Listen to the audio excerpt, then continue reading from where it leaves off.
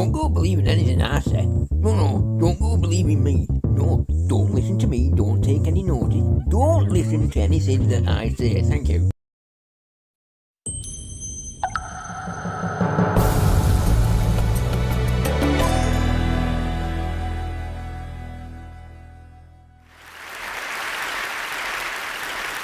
So why do we learn mathematics? Essentially for three reasons: calculation, application, and last, and unfortunately least in terms of the time we give it, inspiration.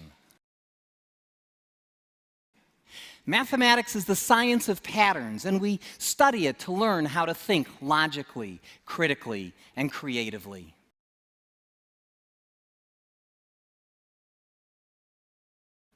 But too much of the mathematics that we learn in school is not effectively motivated.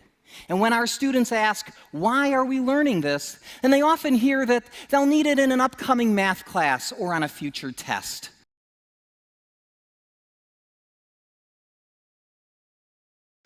But wouldn't it be great if every once in a while we did mathematics simply because it was fun or beautiful or because it excited the mind?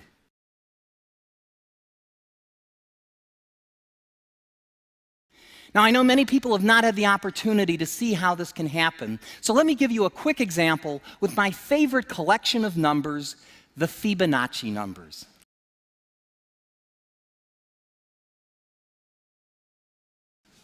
Yeah, I already have Fibonacci fans here. That's great. Now, these numbers can be appreciated in many different ways. From the standpoint of calculation, they're as easy to understand as 1 plus 1, which is 2.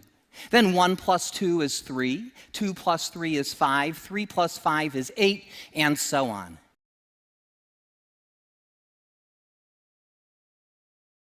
So it's 10 and it's 1. I've got 3 tens, which is 30, and 5 ones, so that is 30 plus 5. 12 is 1 10 plus 2 ones. Okay, so that's step 1. The next step would be to draw a large box. Okay, and on this box, we're going to put both of our expanded numbers. So on the top, I'm going to put 30 plus 5, and on the side, I'm going to put 10 plus 2. Where your plus signs are, I want you to draw lines through the middle and down it. And then in the very corner, we're still multiplying, so I'm going to put a big multiplication sign. Starting with our very first number on the top, we say 10 times this, 10 times that. So first we're going to do 10 times 30. Sometimes it gets a little tricky when we have those extra zeros on there when we're multiplying by a 10. So I like to say 1 times 3 is 3, and how many zeros do we have? We've got 2, so we attach them to the end of the number. So 10 times 30 is 300. We did 10 times this, 10 times that. 10 times 5 is 50, so it goes in the first box. And then we do 2. We get under the 2 because we're done with the 10. 2 times this, 2 times that. So 2 times 30. 2 times 3 is 6. And between both of these numbers, I've only got the 1 0, so I attach it to the end. 2 times 30 is 60. 2 times this, 2 times that. Now I'm going to do 2 times 5. 2 times 5 is 10. I filled up all my numbers on the inside. Now all I have to do is add them up. So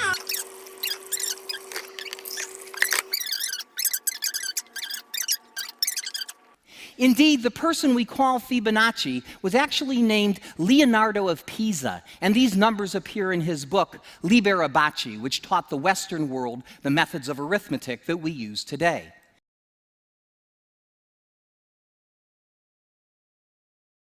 In terms of applications, Fibonacci numbers appear in nature surprisingly often.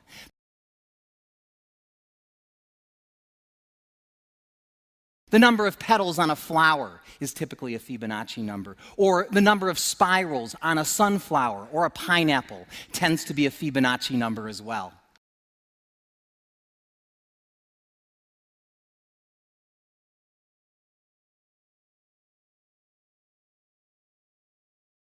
In fact, there are many more applications of Fibonacci numbers, but what I find most inspirational about them are the beautiful number patterns they display. Let me show you one of my favorites. Suppose you like to square numbers, and frankly, who doesn't? Let's look at the squares of the first few Fibonacci numbers, okay? So 1 squared is 1, 2 squared is 4, 3 squared is 9, 5 squared is 25, and so on. All right, now, it's no surprise that when you add consecutive Fibonacci numbers, you get the next Fibonacci number, right? That's how they're created.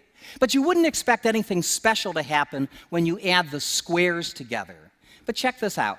1 plus 1 gives us 2, and 1 plus 4 gives us 5. And 4 plus 9 is 13, 9 plus 25 is 34, and yes, the pattern continues. In fact, here's another one. Suppose you wanted to look at adding up the squares of the first few Fibonacci numbers. Let's see what we get there. So 1 plus 1 plus 4 is 6. Add 9 to that, we get 15. Add 25, we get 40. Add 64, we get 104. Now look at those numbers. Those are not Fibonacci numbers, but if you look at them closely, you'll see the Fibonacci numbers buried inside of them. You see it? I'll show it to you. 6 is 2 times 3, 15 is 3 times 5, 40 is 5 times 8, 2, 3, 5, 8. Who do we appreciate? Fibonacci, of course. Now, as much fun as it is to discover these patterns,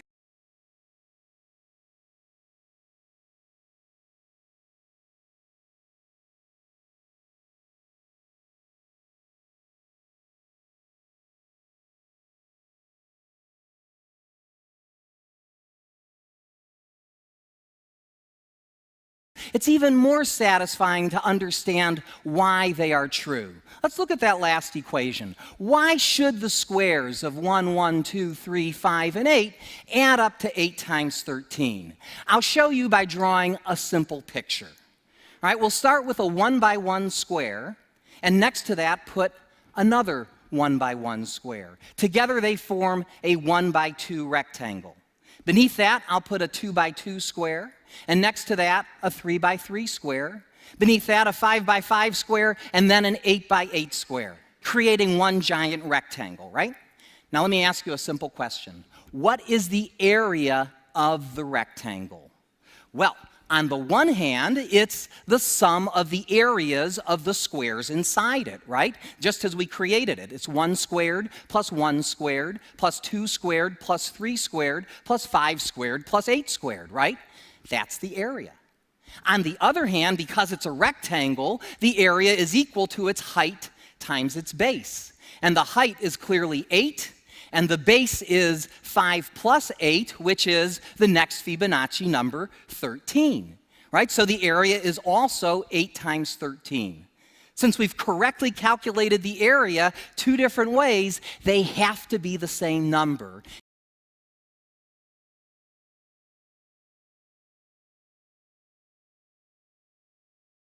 And that's why the squares of 1, 1, 2, 3, 5, and 8 add up to 8 times 13.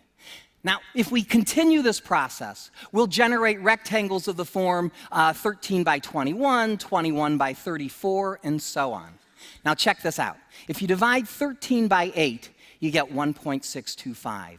And if you divide the larger number by the smaller number, then these ratios get closer and closer to about 1.618, known to many people as the golden ratio, known to many people as the golden ratio, known to many people as the golden ratio.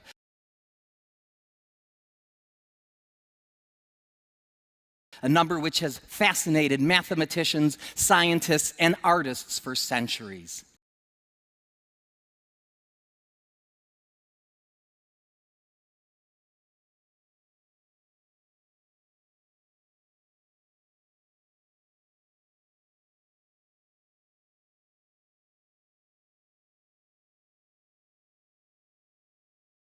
Now, I show all this to you because, like so much of mathematics, there's a beautiful side to it that I fear does not get enough attention in our schools. We spend lots of time learning about calculation, but let's not forget about application, including perhaps the most important application of all, learning how to think, learning how to think, learning how to think. If I could summarize this in one sentence, it would be this. Mathematics is not just solving for X, it's also figuring out Y. It's also figuring out Y. It's also figuring out Y. Thank you very much.